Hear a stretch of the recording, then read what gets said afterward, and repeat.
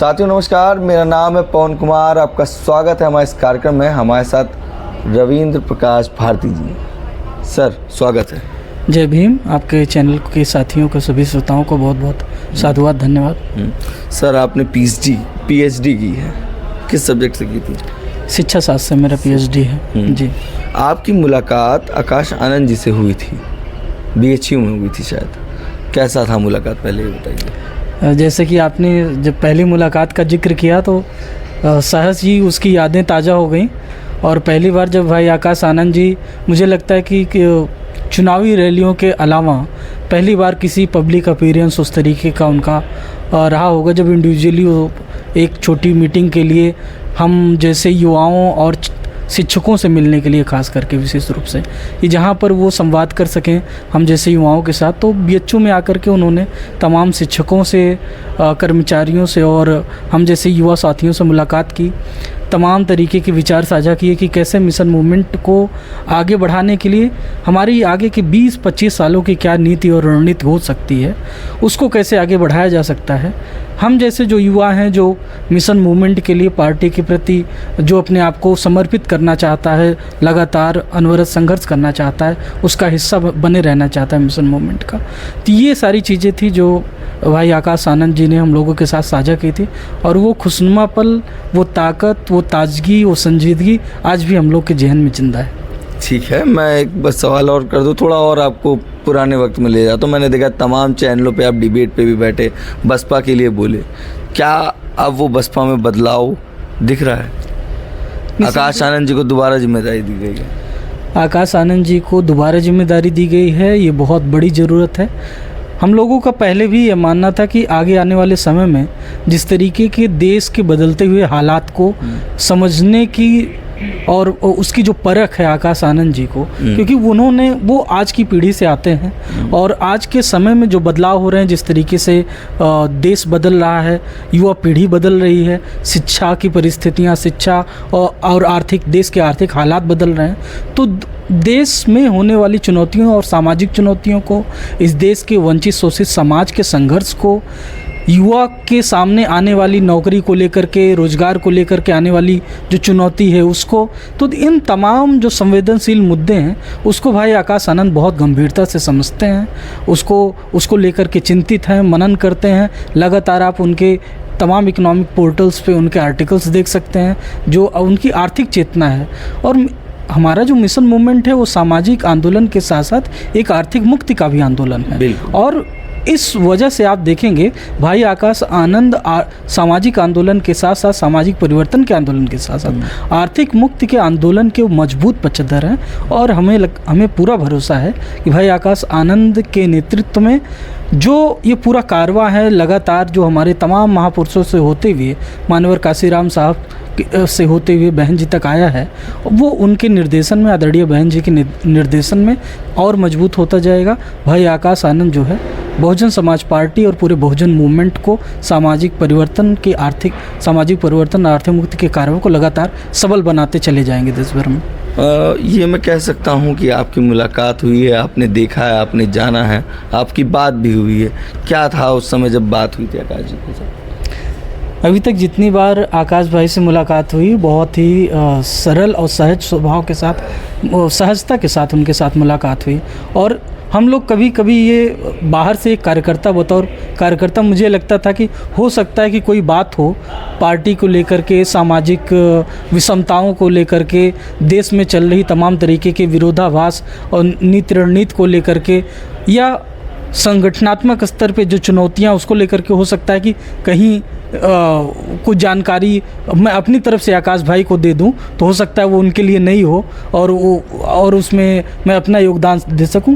लेकिन मैं हमेशा हतप्रभ रहा, क्योंकि तमाम चीज़ों के बारे में, संगठन से लेकर के बहुजन समाज के आंदोलन के बारे में बेहतरीन तरीके से उनके पास सटीक जानकारी उपलब्ध रहती थी। और कई बार वो बाकायदा उसके बारे में हम लोगों को ब्रीफ करते थे कि देखिए कि जो कमियां हैं, जो खामियां हैं, जो चुनौतियां हैं, आने वाले समय में जो बदलाव होने हैं, उसको उन्होंने बहुत सही तरीके से पहले ही समझ रखा है और बताया करते थे कहाँ कहाँ पे उन्होंने क्या क्या चीज़ें फेस की, किन किन चुनौतियों का सामना किया और कैसे आगे आने वाले समय में बदलाव ले आ पाएंगे। आप भी युवा हैं, तमाम युवा नेता बन गए हैं आज के समय में। आकाश जी में उनसे डिफरेंस क्या है? एक लाइन वो जो बार बार यूज़ करते हैं और जब BHU आए थे तब भी उन्होंने कहा था, वो हम लोग के जहन में ज़िंदा रहनी चाहिए कि हम लोग बसपा के कार्यकर्ता पहले हैं, नेता तो कौन काम करता है। मानवर काशीराम साहब भी कहा करते थे कि जो ज़्यादा काम करता है वो ज़्यादा बड़ा कार्यकर्ता होता है। हमारे मिशन मूवमेंट के जो कारवां है उसमें कार्यकर्ता होता है। हम सबसे पहले हम BSP के वर्कर हैं। मानवर माननीय आकाश आनंद जी ने भी यही कहा कि मैं BSP का सबसे पहले कुछ हूँ, मैं BSP का पहले वर्कर हूँ। मतलब नेता एक है बहन जी, क्योंकि कांचीराम साहब ने कहा था कि ये नेता है, हम लोग तो कार्यकर्ता हैं, उनको नेता उन्होंने बनाया था। ठीक है, उन लोगों को कैसे देखते हैं जो आज लोगों को बहका रहे हैं, बहरूपी, जिनको लगातार लोग आकाश आनंद ने मंचों से कहा कि इन बहरूपियों से बचना है, दूसरा चमचा युग की बात की, उनको कैसे? देखिए कि आप ये समझिए कि हर दौर में, चाहे वो बाबा साहब रहे हों, बाबा साहब को अपने समय में तमाम तरीके के जो विरोधाभासी लोग रहे, जो लगातार बाबा साहब को पीछे करना चाहते थे, मिशन मूवमेंट को पीछे करना चाहते, बाबा साहब को उनसे संघर्ष करना पड़ा। आप देखेंगे मानवर काशीराम साहब जब लगातार मिशन मूवमेंट को मजबूत करना चाहते थे, उन्होंने RPI को भी मजबूत करने की कोशिश की। 6-7 साल अपने जीवन के उन्होंने लगाए RPI को मजबूत करने के लिए। तो आप देखेंगे कि लगातार आप देखेंगे कि मिशन मूवमेंट के प्रोसेस में ये हमेशा रहा, हमारा विरोधी हमारे सामने एक जो है कोई गलत व्यक्ति को पेश करने की कोशिश करता है, कुछ ऐसी नज़ीर पेश करने की कोशिश करता है जिससे हमारा मिशन मूवमेंट कमज़ोर हो, या तमाम तरीके के गलत व्यक्ति जो है समाज में छोड़ दिए जाते हैं, जो गुमराह कर सकें समाज को, मिशन मूवमेंट को, हमारे पूरे सामाजिक परिवर्तन के कारवां को।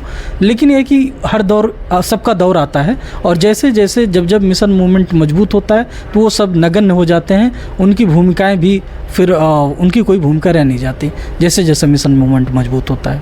ठीक है, मैं एक सवाल और लूँगा।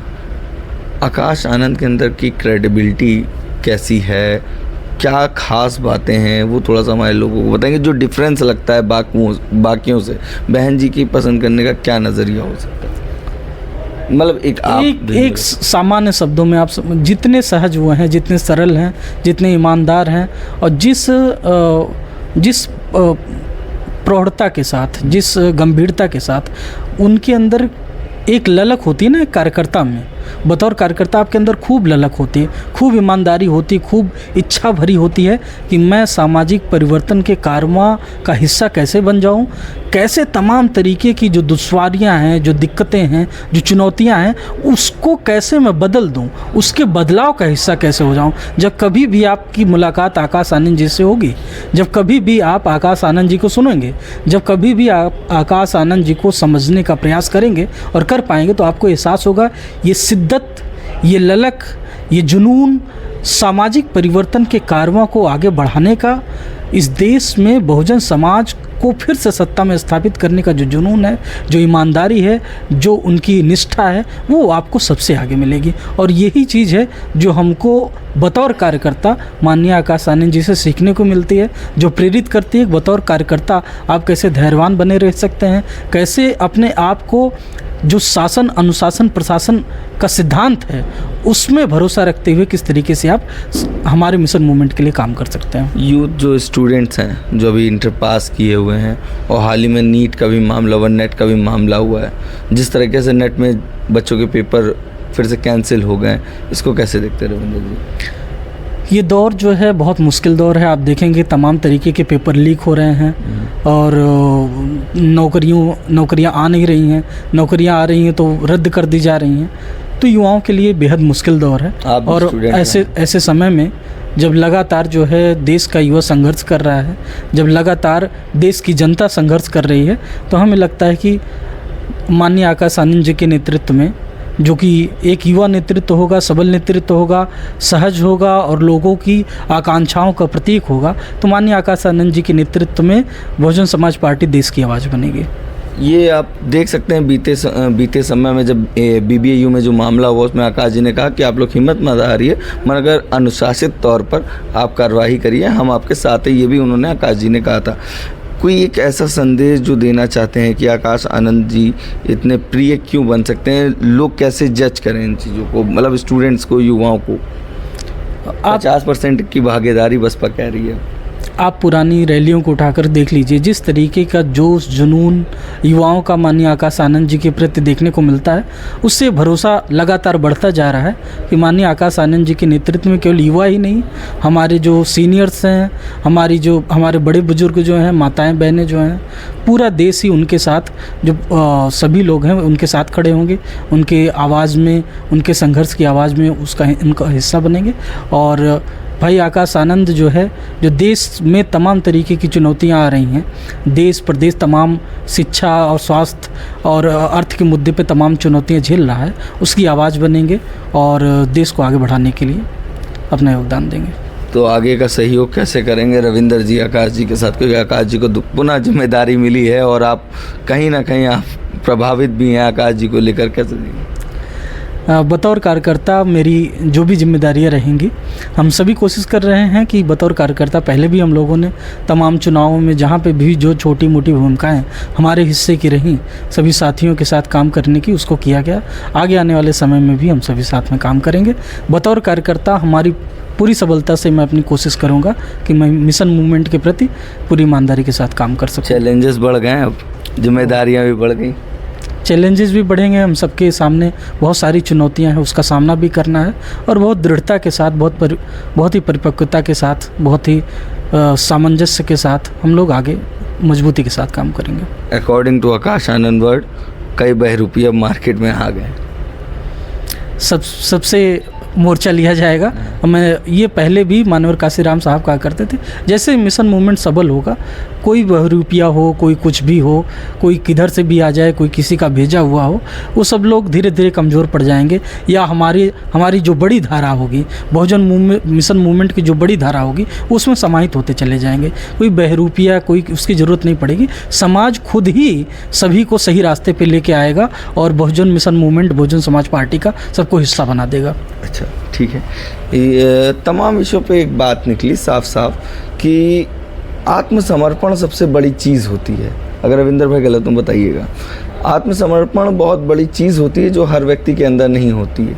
अगर आत्मसमर्पण हो तो आदमी कहीं भी काबिज हो सकता है, और जिसके मन में लालसा सिर्फ मैं की होगी तो कभी आगे नहीं बढ़ सकता। कहीं ना कहीं आकाश आनंद जी ने, बहन जी ने जो निर्णय लिया उसका स्वागत भी किया और सम्मान भी किया। इसी के कारण, और उसके बाद जिन चीज़ों, जो कमियां बोली जा रही थी, लोगों ने उस पर जवाब भी दिया, मगर आकाश आनंद जी ने उस पर और काम किया इस बीच, क्योंकि आज की जो बॉडी लैंग्वेज थी वो भी कुछ डिफरेंट दिख रही थी। बिल्कुल, आने वाले समय में तमाम चुनौतियां होती हैं। बहन जी हमारी नेतृत्व करता है, हमारी मेंटोर हैं, हमारी गुरु हैं, तो जो भी गाइडेंस उनकी तरफ से होते हैं वो सभी कार्यकर्ता उसको फॉलो करते हैं। आकाश आनंद जी भी उन सभी चीज़ों पे काम कर रहे हैं। मेरे जहन में अचानक से एक सवाल आ गया। जिस तरह से विपक्ष है जो वोट बुनाने के लिए आकाश आनंद जी का, तब कह रहे थे आकाश आनंद जी अच्छा बोल रहे हैं, उनको जिम्मेदारी मिलनी चाहिए, तो क्या विपक्ष बोले कि बसपा के साथ जाओ? अब तो उनको बोलना चाहिए भाई आकाश आनंद जी को नेतृत्व दे दिया गया, उत्तराधिकारी बना दिया गया है। हाँ, जो विपक्ष के लोग मांग कर रहे थे आकाश आनंद जी को आना चाहिए, तो आकाश आनंद जी आ गए हैं। अब उनको चाहिए कि वो आकाश आनंद जी को मजबूत बनाने में वो भी काम करें। सभी लोग काम करें। ये उन लोगों को करारा जवाब है जो लगातार मजाक बना रहे थे, मगर अगर मजाक नहीं कर रहे थे, आप सीरियस कह रहे थे भाई, तो आप भी आकाश आनंद जी के साथ जुड़ सकते हैं। बाकी बने रहे हमारे चैनल के साथ। धन्यवाद। अगर सब्सक्राइब नहीं किया है तो प्लीज़ सब्सक्राइब कर लीजिए, क्योंकि आप ही हमारी ताकत है।